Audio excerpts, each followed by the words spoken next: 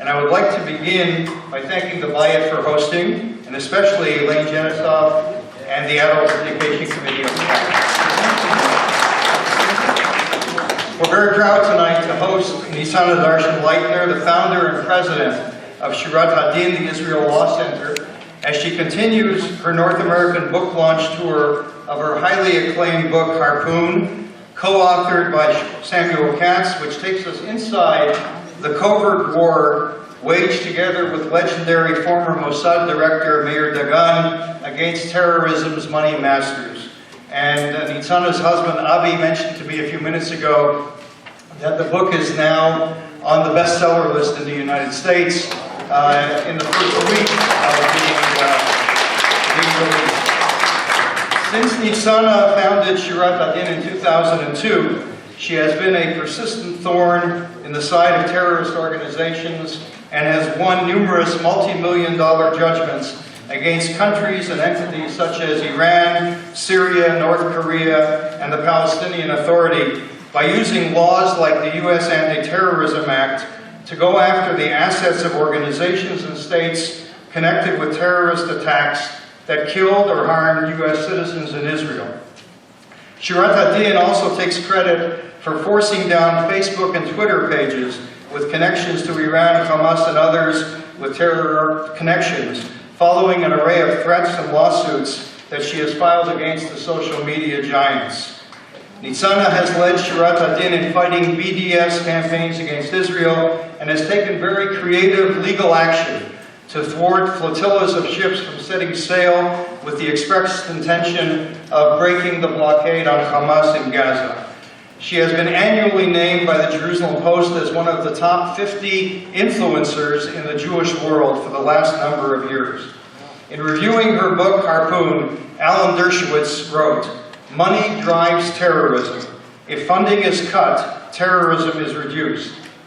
The book is a groundbreaking look at how spies, soldiers, statesmen, and lawyers waged a relentless campaign to dry up the financial streams that funded terrorism against Israel and the United States. Alan Dershowitz says it's a great read about a compelling issue, and I noticed many of you took the opportunity to buy the book tonight.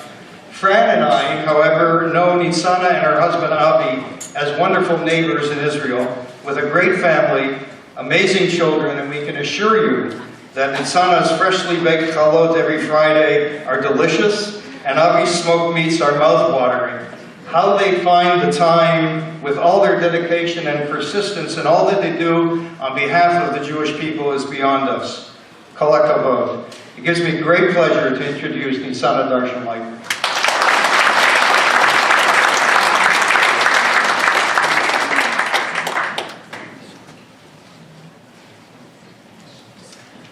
Good evening. It was 1996. It was 3 years into the Oslo Accords. We Israelis were promised peace. We were promised that this agreement will bring a relaxation. It will end the conflict. We all remember the handshake in the White House lawn. But instead, we got bloodshed. We got suicide bombing, drive-by shooting, ambushes, terror attacks on a daily basis. Hundreds of people are getting killed, and there is no end in sight. Meir Dagan was the counterterrorism advisor for the Prime Minister's office at the time. Meir Dagan was one of Israel's greatest soldier who ever lived. He was a daring spy master. He was a creative innovator. He was a warrior. His ideas and strategies are adopted not only by Israel, but by every Western country. Let me tell you about him just a little bit. Meir Dagan was born in 1945 on a train where his parents escaped from Ukraine to Russia.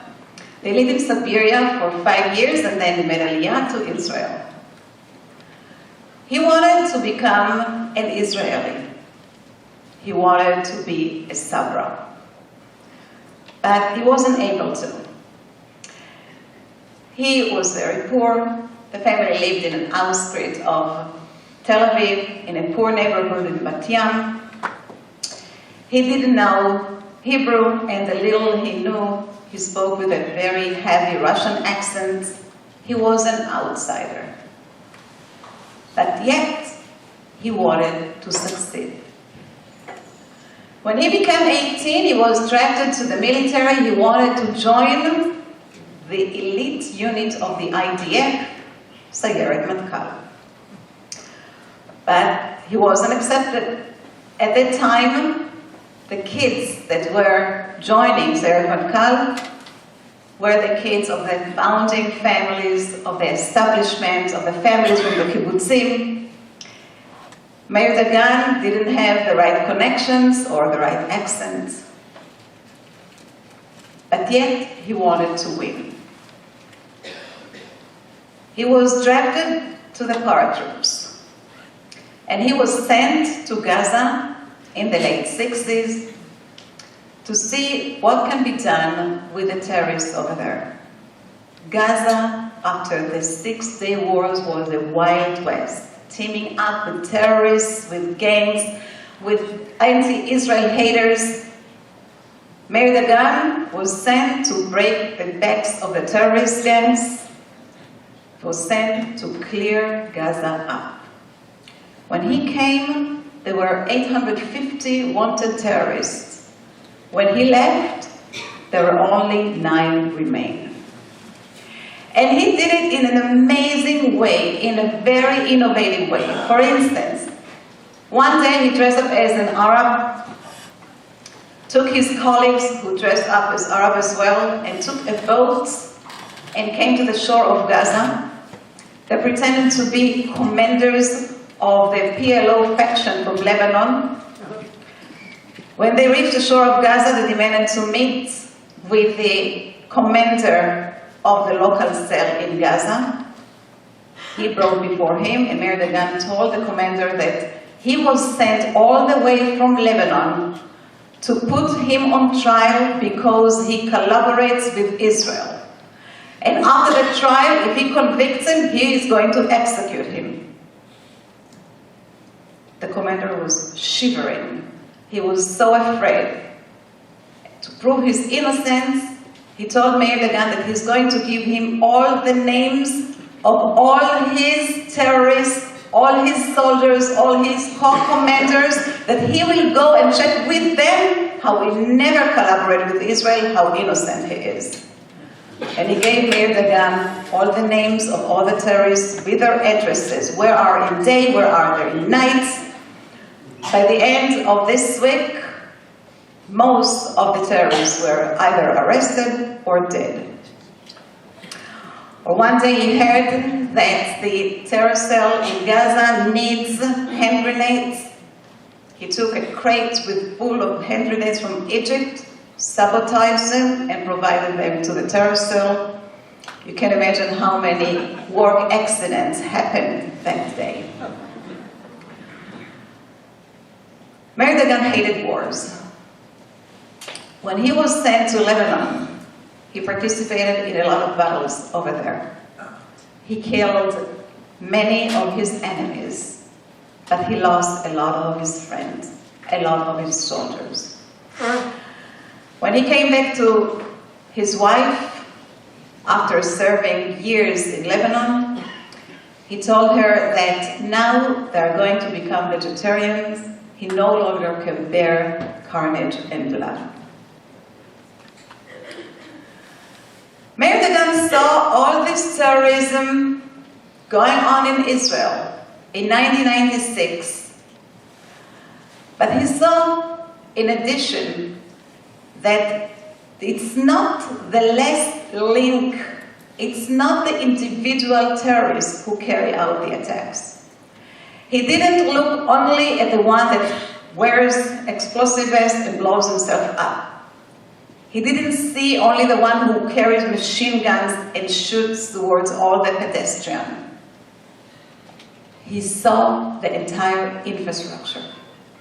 He saw the terror organizations in the West Bank, in Gaza, receiving tens of millions of dollars from Iran, from Syria, from Saudi Arabia, from funds and charities that raise money from local Muslim communities in the United States and Europe, and pours hundreds, tens of millions of dollars into the Gaza Strip and the West Bank, and create all this terror. He understood that money is the oxygen to the terrorism. And if you want to stop the flow of the terrorism, you have to stop the flow of the money.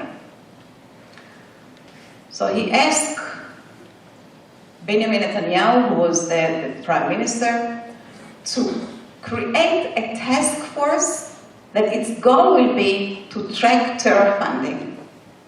Netanyahu agreed, and they created Harpoon. Harpoon was a secret unit in the intelligence agencies that fought terror funding. They had spies, they had agents, they had soldiers, but later on they used lawyers, hackers, accountants, and they had a directive. Follow the money, target the money, kill the money. Money was the oxygen to the terrorism, and they were determined to choke it off. In 2002, Meir Dagan was elevated to be the head of the Mossad by his dear friend, ex-commander and mentor, Ariel Sharon. They were sitting one day and plotting how to stop the funding of the terror organizations. And they realized that Yasser Arafat, who was the head of the Palestinian Authority, receives tens of millions of dollars every month from the European Union. This money was supposed to provide the population. This money was supposed to help to build hospitals, schools, kindergartens, to build the infrastructure in the West Bank and Gaza, but instead, Yasser Arafat pockets the money or diverts it to terrorism. So Ariel Sharon, who was not fond of Yasser Arafat, refused to shake his hand, never forgave Menachem Begin for not allowing him to kill Yasser Arafat when he had the opportunity in Lebanon, when he cornered him over there. Ariel Sharon asked Meir Dagan to try and separate Arafat from his money. So Meir Dagan sent his agents from Harpoon, and they went to a country in South America and rented fancy offices in a very exclusive part of the town. They rented fancy furnitures, they hired beautiful and young secretaries, and built up an investment fund. And then they called Mohammed Rashid, who was the financial advisor of Yasser Arafat, to come and to get to know this lucrative investment fund. Mohammed Rashid came to this Latin America country and was totally impressed. He was shown what type of interest he can get from his investments, what lucrative return he will get if he invests with them, what personal benefits he will get if he invests with them. And Mohammed Rashid, who usually was very cautious, left all caution behind and started investing with the fund. And after a short while, he indeed saw what high interest he gets for his money. As much as 30%, later on as much as 40%. He went back to Yasser Arafat and convinced him to invest more of his money in the investment fund. And he got lucrative return, and he did not pull the money out, just kept investing more and more money until one day he made a random call to the company and nobody answered the phone. He went to visit this Latin country looking for the offices. The offices were gone. Hundreds of millions of dollars of Yasser Arafat that served much better purposes. it wasn't only Yasser Arafat who was using money for terrorism. Hamas and Islamic Jihad were receiving tens of millions of dollars from outside of Israel. And these countries are neighbors: Iran, Syria, Saudi Arabia. And all these funds that were collecting money for Hamas were wiring the money into the West Bank and Gaza freely and openly through the banking system. Jordanian banks, Egyptian banks in the West Bank and Gaza were openly receiving money and putting them in the bank accounts of Hamas and Islamic Jihad. And from there, the money was going to carry out attacks. So Meir Dagan sent his agents to meet with officials of these banks to explain them where the money is coming from, where it's going, what it's serving, and ask them nicely to close down the accounts that belong to Hamas and the Islamic Jihad. The bank officials refused. They thought they were immune. What, in the end of the day, Meir Dagan can do to them? They are Jordanian banks, they are Egyptian banks. Israel has no control over them. So Meir Dagan decided that if it doesn't come nicely, it will come in a hard way, and decided to raid the banks. He organized troops of hundreds of soldiers of the IDF coming with tanks, and every unit surrounded all the banks that had bank accounts for Hamas and Islamic Jihad. And then the commander of the unit entered the bank with a machine gun and demanded to bring the bank manager before him. The bank manager came, and the commander showed him a military order where he asked him to take him to the room where the safe of the bank is and give him in cash all the money that, according to his papers, belonged to the bank accounts of Hamas and Islamic Jihad. And the bank manager did not have a choice, gave the commander of the unit all the money in cash, and the commander gave him a receipt. United States was furious about this act. President George Bush was so angry. He told Ariel Sharon that no democratic state can go and rob banks. But that was Meir Dagan.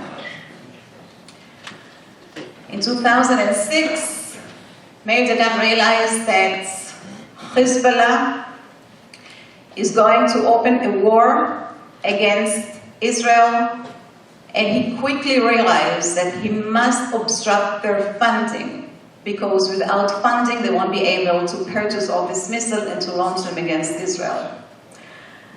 He had no control over the Lebanese banks. He asked the United States to cut off all ties with the Lebanese banking system, or at least with a major bank over there that held the bank accounts for Hezbollah, Lebanese Canadian Bank. But the United States refused. They were afraid that if they untie their connections with the Lebanese banks, it will harm the Lebanese banking system, which might harm the population. So when the war started, and Ehud Olmert, who was the prime minister back then, ran out of targets where to bomb from the air. Remember, Olmert refused or tried to be reluctant from going into Lebanon, from opening a ground invention, because he wanted to save the life of the soldiers. So what the Air Force was doing was bombing targets from the air. They went after Hezbollah's headquarters, they went after their military bases, but very quickly they ran out of targets because Hezbollah was very sophisticated.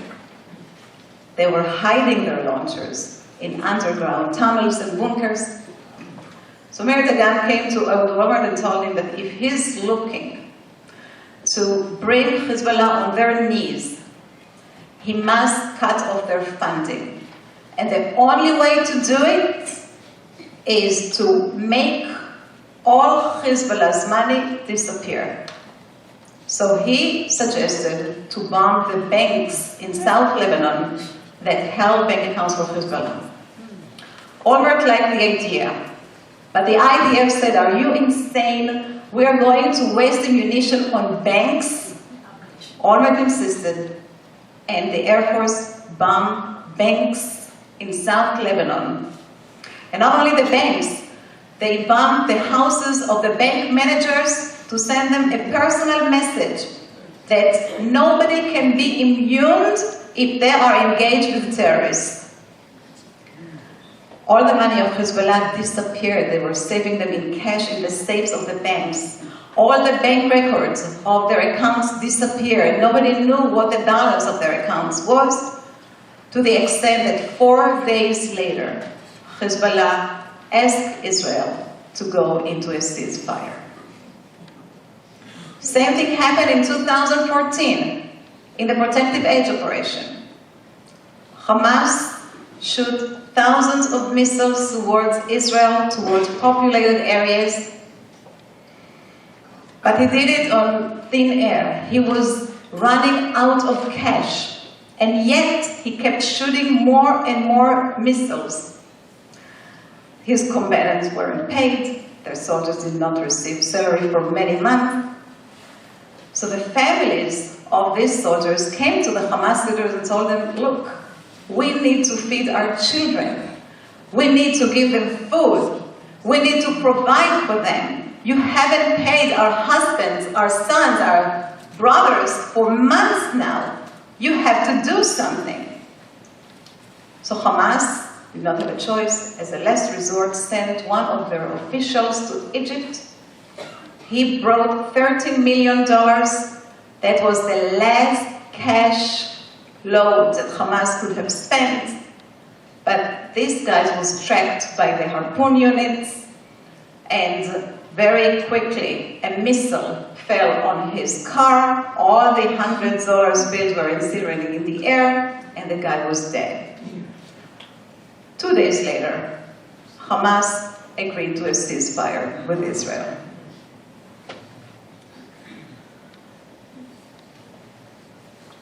We had a front seat watching the operations of Harpoon and taking part in some of them. Shurat Adin has been fighting terrorism since the year of 2000, from the beginning of the Intifada. We saw that as lawyers, we can go after what terrorists need more: money. And as lawyers, we can do the best by going after the terrorist pocketbooks. We filed lawsuits against organizations, against state-sponsored terrorism, and we started winning judgments and decisions and putting liens on terror money. And then Meir Dagan sent his agents to approach us and to see if we can work together.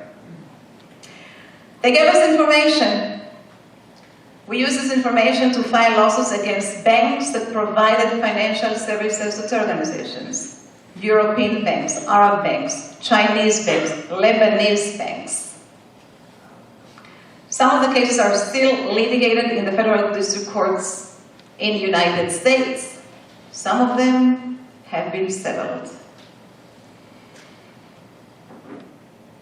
Ella Bukassis was only 17 years old when she was walking one Shabbat with her brother, 15 years old, coming back from Bnei Akiva in Sderot, when the red alert went off.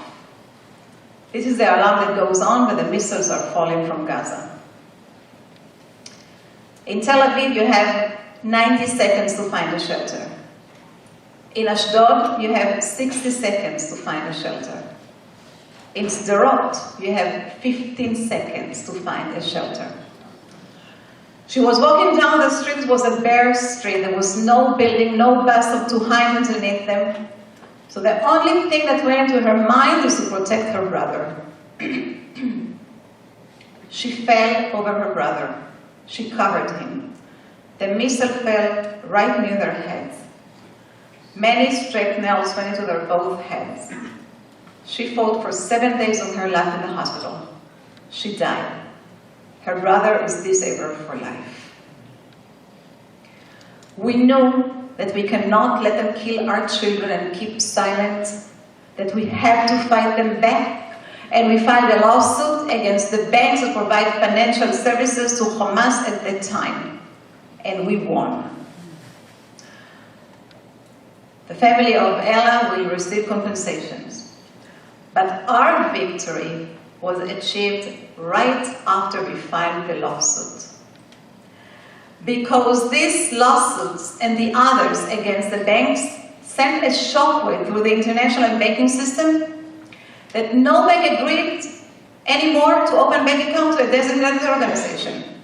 They did not want the risk of hundreds of millions of dollars awarded against them on behalf of terror victims. No bank agreed to provide financial services to Islamic charities that identify with terror organization. And no bank agreed to operate in terror zones like South Lebanon, like Gaza. There is no banking system in Gaza. This is why we see them smuggling money into Gaza with cash in suitcases through the tunnels or through money changers. But that caused Hamas a great deal of harm because they need to bring hundreds of millions of dollars into the Gaza Strip. The only reason the population in Gaza let Hamas use them as human shields, let them shoot missiles towards Israel from their backyards, from their kindergarten, from their hospitals, is because Hamas provides the population in Gaza with all services they need from cradle to grave to gain back their loyalty. That costs a lot of money. Hamas is a military. They have tens of thousands of soldiers. Sometimes they wear uniforms, sometimes they don't, but they always get paid on a monthly basis. Hamas needs to support their prisoners who are sitting in the Israeli jail. They receive a salary that ranges between $500 to $3,000 per month. Depends on the sentence they got, which depends on the numbers of Israelis they killed. And Hamas needs to bring ammunition, missiles. They have to build up their underground tunnels. That costs a lot of money. Hamas budget spent today on $500 million. They need a bank. One day the head of Hamas in Gaza, Ismail Haniyeh, went to Iran and raised $40 million. He couldn't use the banking system, so he put them in cash, in suitcases, took a flight from Tehran to Sudan, and in Sudan loaded the suitcases on a truck and drove all the way to Gaza. The Harpoon unit tracked him. They know he was coming with $40 million, and they were brainstorming what to do, how to stop him. And they had a couple of discussions. One agent proposed that they will send IDF soldiers dressed up as Bedouin and will attack the convoy, rob the convoy, and take the money. Another agent proposed that they will dress up as Egyptian soldiers and stop the convoy on the way and confiscate the money. But Meir Dagan rejected all these ideas. He didn't want to risk the life of the IDF soldiers. He didn't want a diplomatic crisis. And the convoy made all its way to the border in Gaza. In the border, they were stopped by the Israeli forces, who did not let him come with the money. They told him that if he wants to cross the border to Gaza, he has to leave the money behind. Ismail Haniyeh, who worked very hard for the money, said that he is a prime minister, he has diplomatic immunity, and so do the suitcases. But Israel did not agree to let him in, and there was a standoff in the border for many hours. Ismail Haniyeh wants to go in, Israel does not let him. In the end, the one that came to save Ismail Haniyeh was the Arab League. The Arab League, one of the most anti-Semite organizations in the world, came to Ismail Haniyeh and told him that they have a solution. They will open a bank account in Cairo on their name. He will deposit the money in the bank account, cross the border to Gaza, and they will find a way the next day, 2 days later, to transfer him the money. And that's what happened. The Arab League opened a bank account in Cairo. Ismail Haniyeh deposited the money in the bank account, not before he took $5 million to his own pockets, and crossed the border to Gaza. And we received a phone call from Harpoon, asking us if there is any way we can stop the money from falling to the hands of Ismail Haniyeh.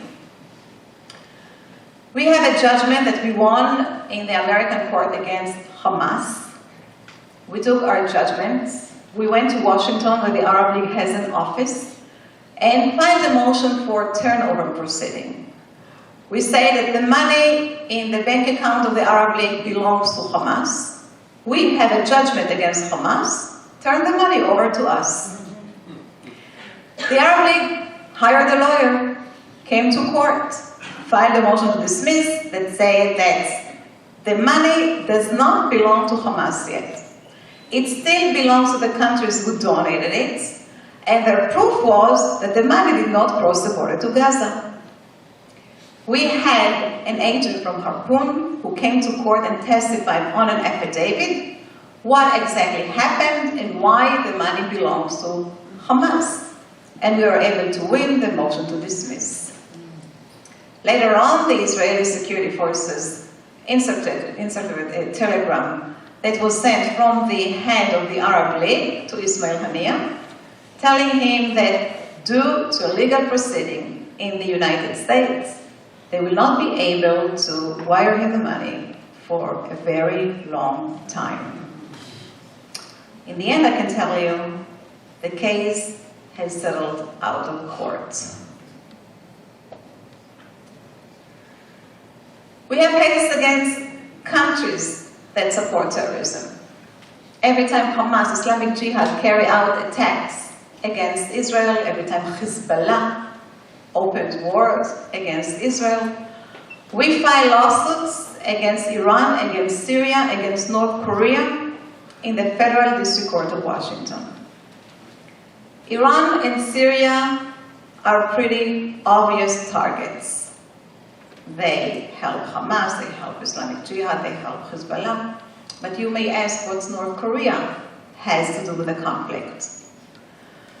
Apparently, North Korea was involved in a Middle East conflict already from the 70s in a famous attack that took place in Ben Gurion Airport. Back then was called Lod Airport. It was done by a Japanese Red Army terror cell headed by Kozo Akamoto. And these terrorists were asked by George Habash, who was the head of the PFLP, to hijack an Israeli plane. This terror cell was known for hijacking planes, and they agreed, but after watching carefully at El Al regulations and the security level that they keep, they understood, realized that they won't be able to hijack a plane, so they went and carried out attack in the airport itself. They took an Air France flight. They arrived in Tel Aviv. They were waiting for their bags to come on the carousel. When their bags arrived, they opened them up and pulled out hand grenades and guns and started shooting towards all the people in the crowd.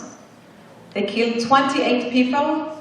17 of them were Puerto Rican pilgrims that came to visit Israel. Christians that saved their entire life to come and visit the Holy Land. We represent the victims in a lawsuit against the countries that supported the Japanese Red Army, that provided them with ammunition, money, and training, and after the attack, provided them with safe haven, North Korea. We filed a lawsuit against North Korea in Suing and won a lawsuit against them for $378 million. Later on, we learned that North Korea sent their agents to help Hezbollah to build their underground tunnels that Hezbollah utilized to shoot missiles towards Israel. So we filed a lawsuit against North Korea on behalf of victims of the Second Lebanese War, and we won a judgment against them for $332 million.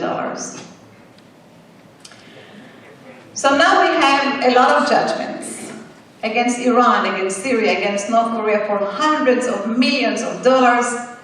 And the big question is, how do you collect? In the beginning, we found bank accounts that belonged to the Iranian government frozen in the United States. We wanted to enforce our judgment against the money in the accounts. The State Department opposed us. The State Department wanted to have a say what to do with the money. They wanted to keep the money for better days with Iran. So we hired a lobbyist, a former Undersecretary of State named Stuart Eisenstadt, that helped us to pass a law in the Congress which overcame the objection of the State Department. And we were able to seize the money in the accounts and give it to the terror victims. We also found a house that belonged to the son of the Shah.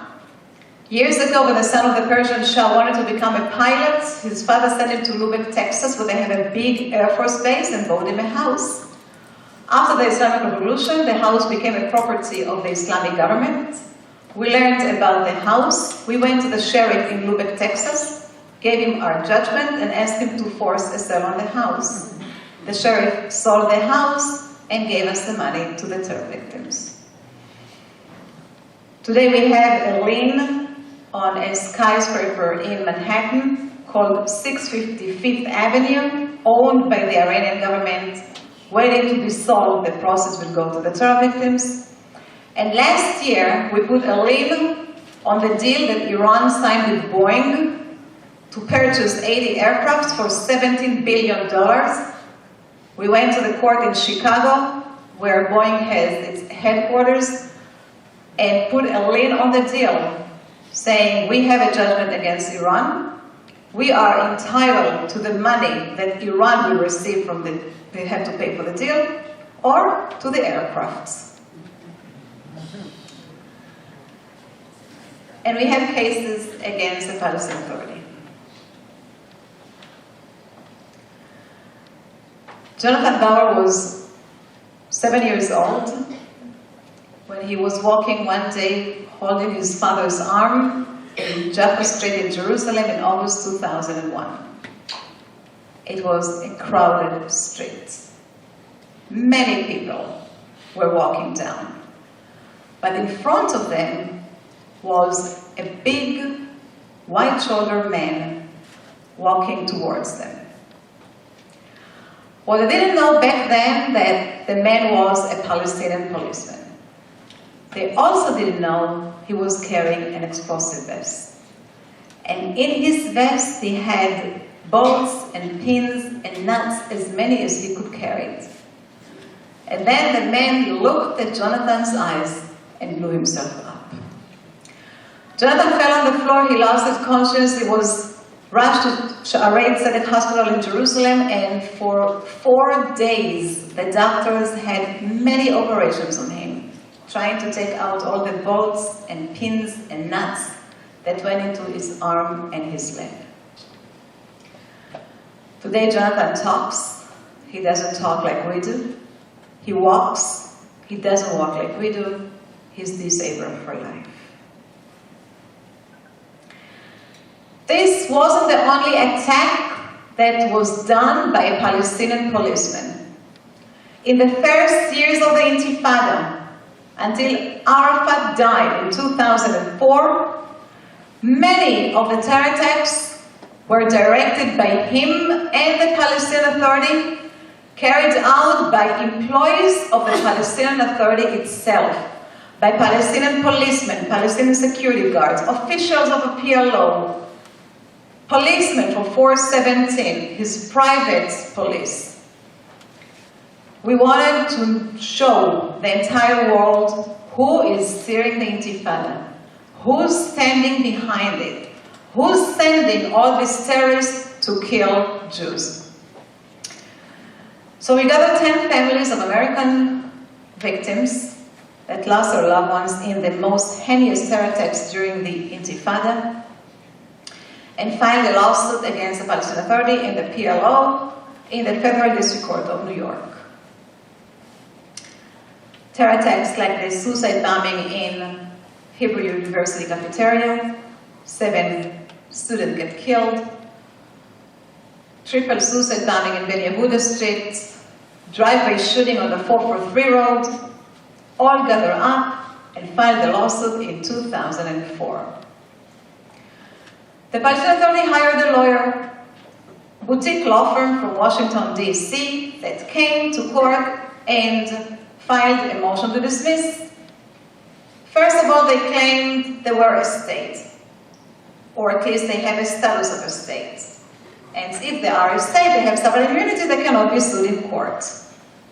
Second, they said the United States has no jurisdiction over them. They don't have offices in the United States, they don't have businesses in the United States, they don't have any representation in the United States, there is no personal jurisdiction. And third, they said, what the Palestinian employees did considered to be a legitimate act of war, and therefore no judge can deal with this case. We responded, and it took the court 4 years to come down with the decision. The court ruled the Palestinian Authority is not a state. They don't have sovereign immunity. The case can go forward against them in New York, and you can say a lot about what the Palestinian policemen did, but you could not say it was a legitimate act of war. He threw out their motion to dismiss, and the case went to discovery and deposition for 7 years. And finally, the case went to trial. The trial opened in January 2015 in New York. We had to spend the coldest months in our life in New York. The Palestinian Authority had a defense. They said, indeed, they were our employees, but they were rogue employees. They did the attacks after work hours. They weren't authorized to kill Israelis. It wasn't our policy to kill Jews. But when the trial opened, they found it hard to explain to the jury, if they were rogue employees, how do you keep paying their salaries until this day? These terrorists who were put on trial in Israeli courts and now serving their sentence in the Israeli jail keep receiving their salaries month after month. You keep promoting them in rank every 3 years. You pay money to their families. You pay stipends to the families of the suicide bombers. You call town squares and soccer games of the name of the suicide bombers. This is not how you treat rogue employees.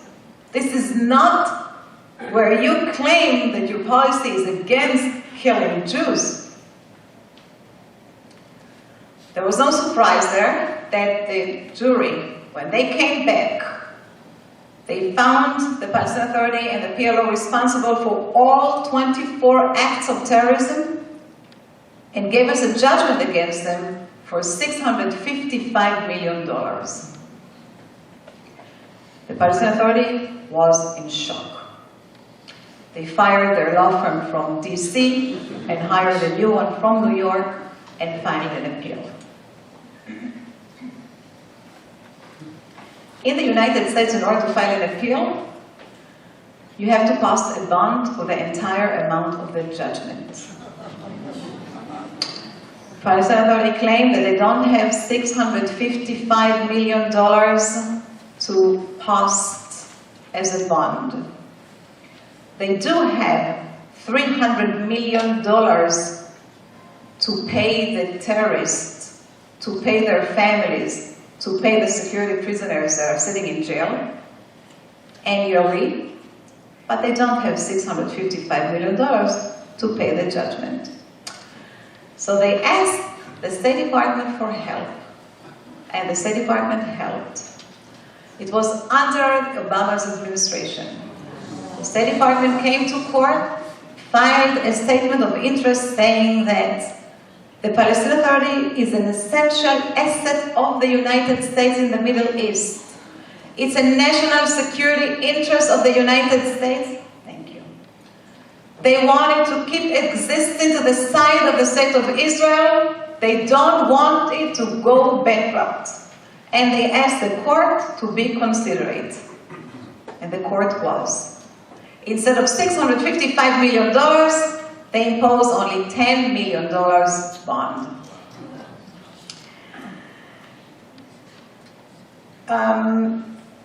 Now the case in the Supreme Court. The Supreme Court, before issuing a cert, asked the position of the State Department. But today it's a new State Department, new administration. Nobody still knows what Trump's position is in regard to the conflict. We're waiting to see. The State Department itself doesn't know. They're asking from extension to extension. But in the end, we really hope that we'll be able to win the case. We already gathered the entire House on our side. They filed an amicus brief standing to the side of the victims. We got 24 senators to join this amicus brief, friends of the court, to stand on our side. We got 65 congressmen sending letters to the State Department telling them that if they want to get involved this time again in the case, that should stand to the side of the American citizens, of the terror victims, and not to the side of the terror organizations. We tell them that if you don't have guts to fight the terror organizations, don't stop us from doing it.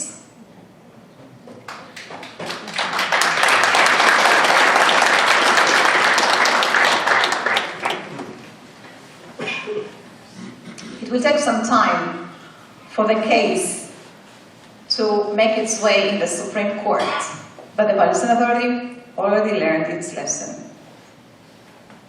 The security services in Israel told me that the Palestinian Authority's leaders could not believe how the little money they gave the terrorists before the attacks, how the ammunition that they provided them before the attack, and the safe haven they gave them after the attack, turned in the end of the day to hundreds of millions of dollars of awarded damages against them.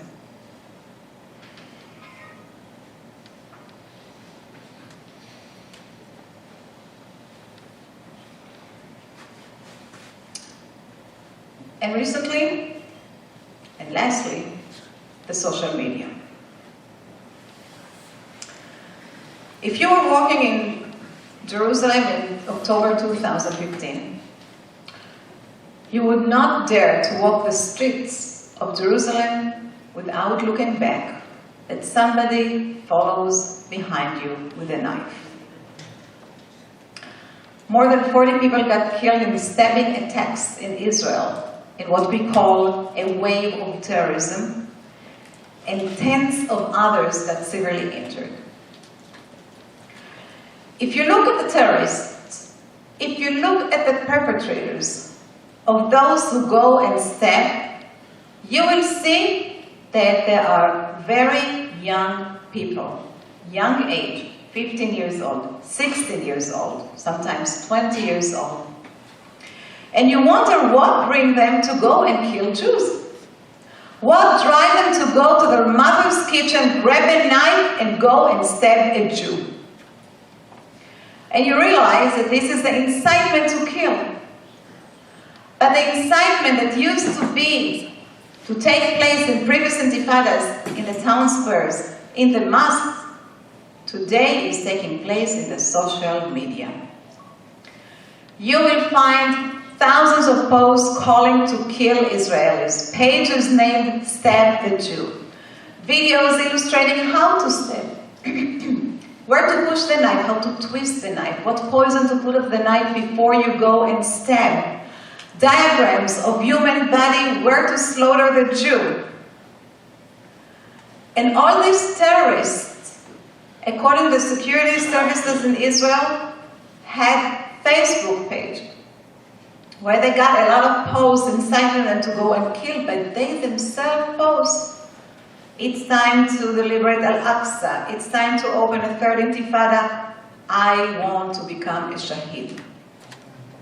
And after they go and stab, you will find tens of thousands of posts endorsing their act, glorifying it, encouraging others to follow them.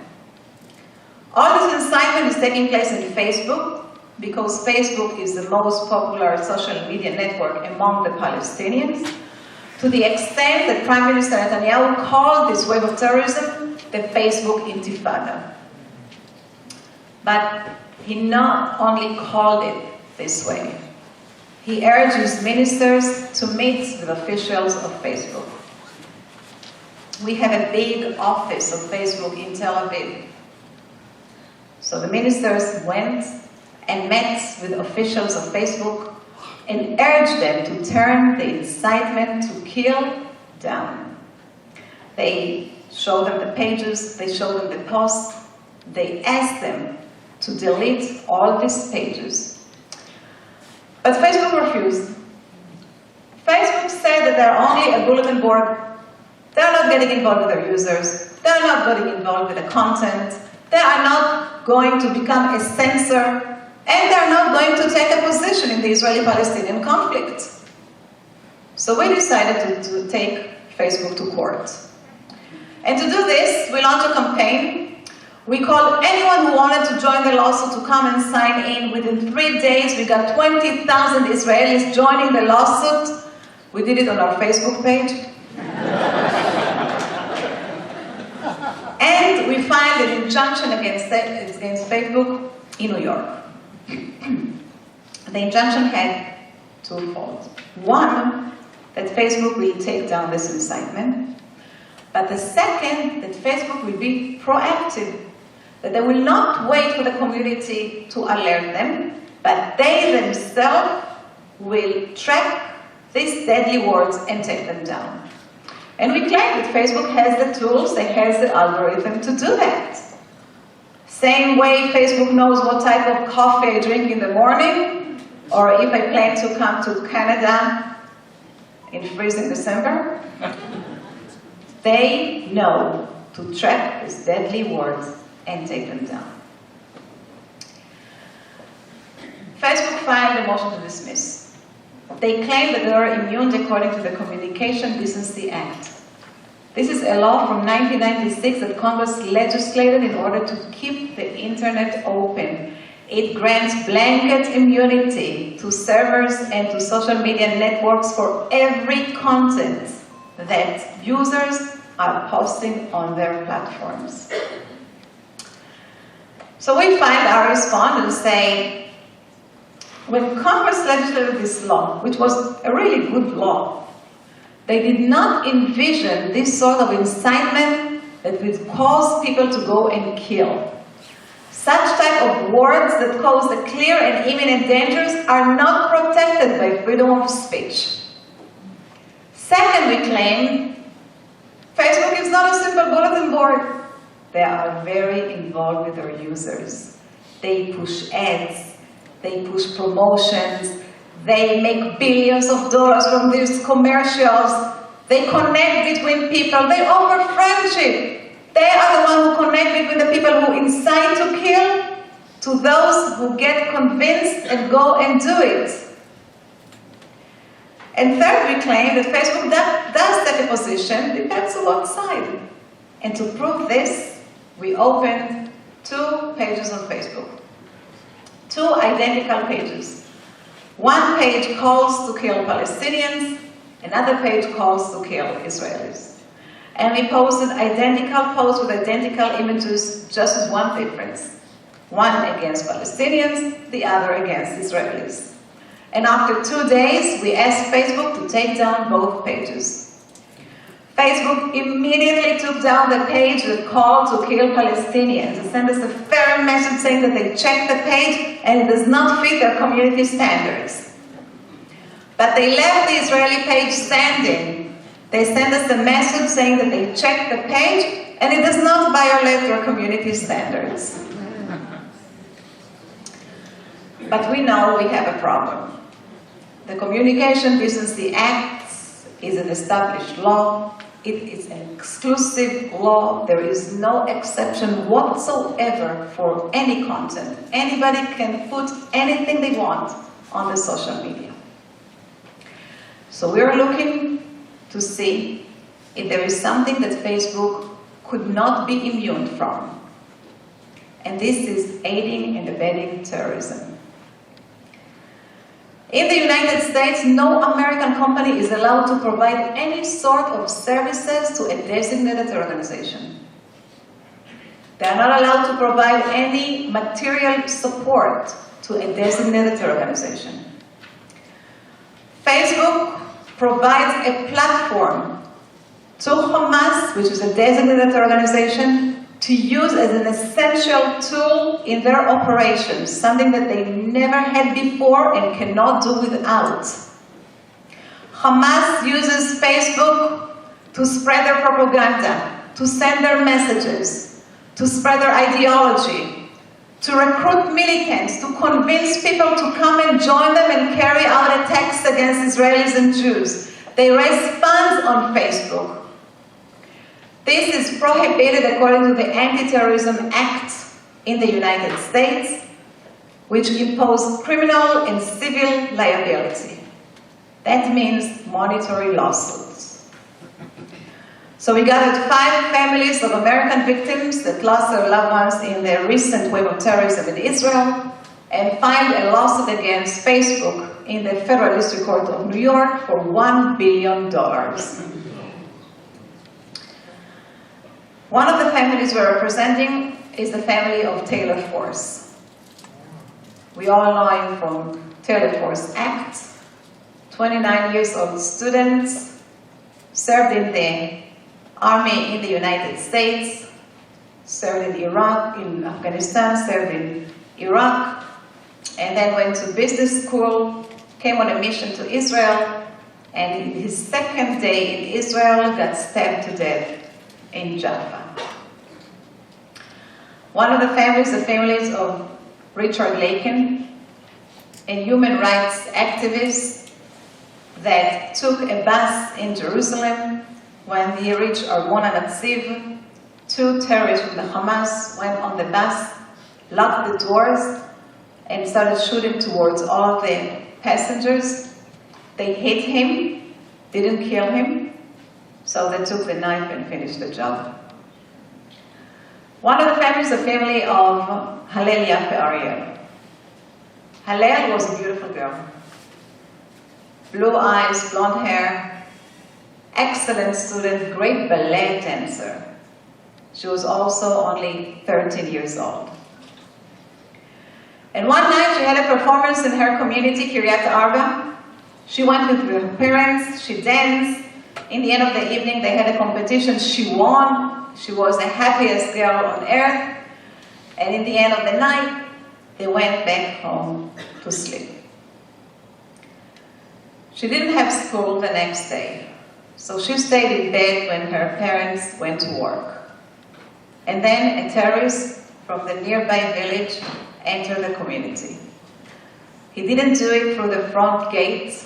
He made a cut in the fence that alerted the security services. They came on their jeep looking for the one who infiltrated the community. They did not find him. He was hiding behind a bush. When they drove away, he got up. He went to the first house he saw. He tried to open the door. The door was locked, so he went through the window. He wound up in Hallel's room. He was holding a knife, and he stabbed her 17 times in her bed until she died. He was 15 years old. He had a Facebook page. He got a lot of posts that incited him to go and kill. But he himself wrote, "Death is a right, and I deserve this right." We cannot let Facebook sit in their ivory towers in Palo Alto when the blood is spilled on the street of Jerusalem. We have to teach them that as social media network, they have social responsibility, and they have to take this incitement down. We will find them accountable, because words can really kill.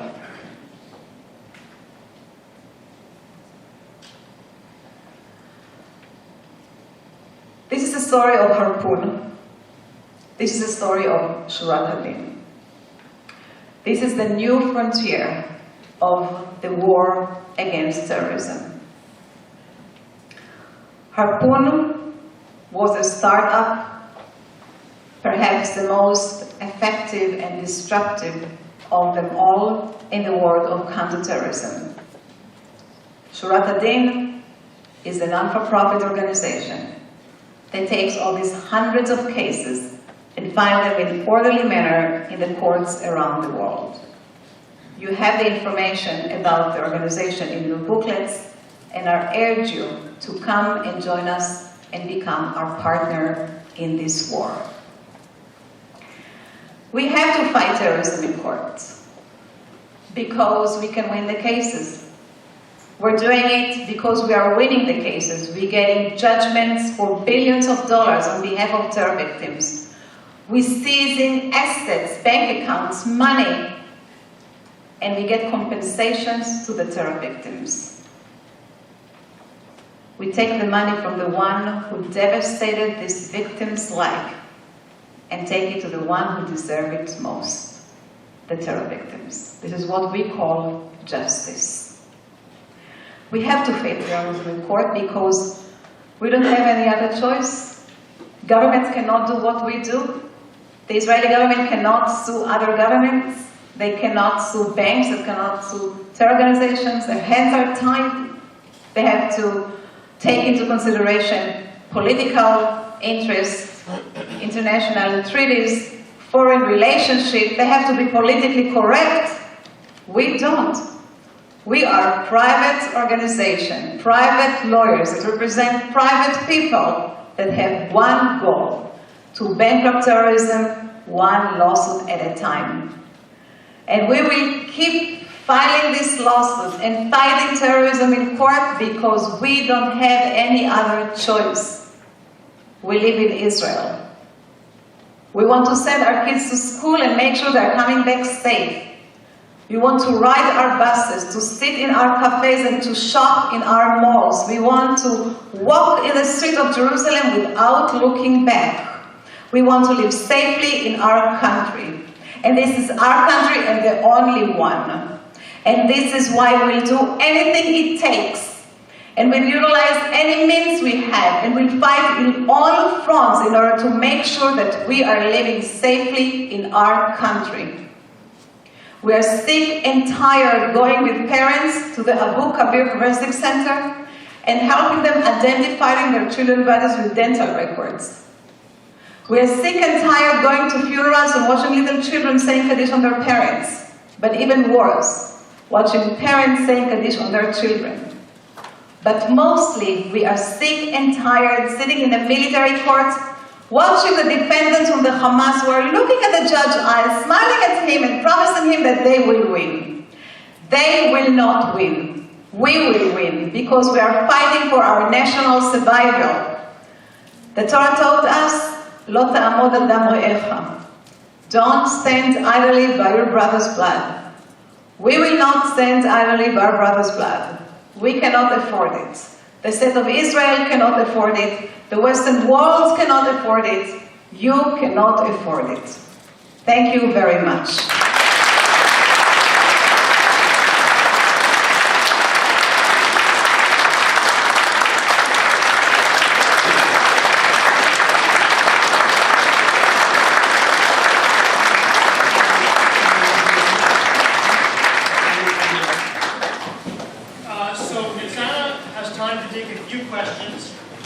But first of all, I'm Alan Herman, and I'm at the Canadian Institute for Jewish Research.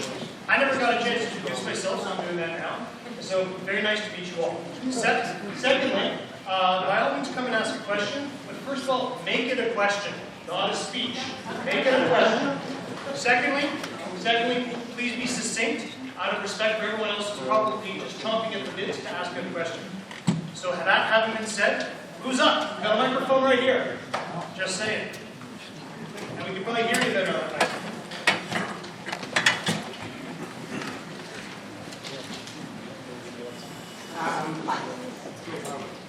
Wait, what's your name? Michael. Michael, first question goes to you.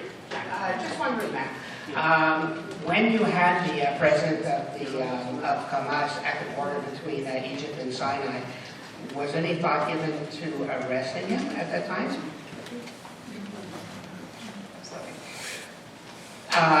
What's his name? Sania, the head of Hamas in Gaza, was in the convoy with the truck from under Egypt crossing into Gaza, and the Israeli authorities wouldn't let the money in. Was any thought given to arresting him at the time when he attempted to? No. No, he had a diplomatic passport. He can go and leave from Gaza to Egypt and then travel all over the world. And Israel is kind of obligated to let him back in. The only thing was that they didn't want to come with the money. Thank you. Are the cryptocurrencies having an effect? The cryptocurrency absolutely had an effect. And this is a serious problem that the security services in Israel are trying to deal with, as many other security intelligence services around the world. The cryptocurrency is basically a code. It's a serial of numbers that you can buy in a computer anonymously. Nobody needs to know your identity, and sell it on the other side. And it's terrible in terms of tracking it. Nobody knows who's the buyer, nobody has an obligation to follow it and to track it. We know that in Gaza recently there was a purchase of arms with bitcoins, but yet it's very, very hard to disrupt it. So we know that the security services, at least in Israel, are trying to figure out how to block it, perhaps, to regulate it, but it's a serious matter. And you're right, the terror organizations is like any other crime organization. You block them one way, they will go and find another way. And this is why you have to be innovative and think about ways to obstruct them, even in the new way. Okay. What was the motivation to go public with Harpoon at this point in time? If it was so undercover for so long and so successful, why spill the beans? Right, so Meir Dagan died last year. The agents of Harpoon that are described in the book that took part in most of the operations are retired. The Harpoon units switched from the authority of the head of the Mossad to the defense ministry, and as such became more public. The book went through the censor in Israel. We had to struggle with them back and forth for a very long time. A lot of the stories were kept outside. The little they agreed to expose were the ones that can serve an example for the entire Western world, what Israel did, how innovative they were, how creative they were, and to teach the rest of the nations to follow them. And it's a very pro-Israeli book. The censors had an interest to publish it, and by taking out here and there details, we were able to expose the stories.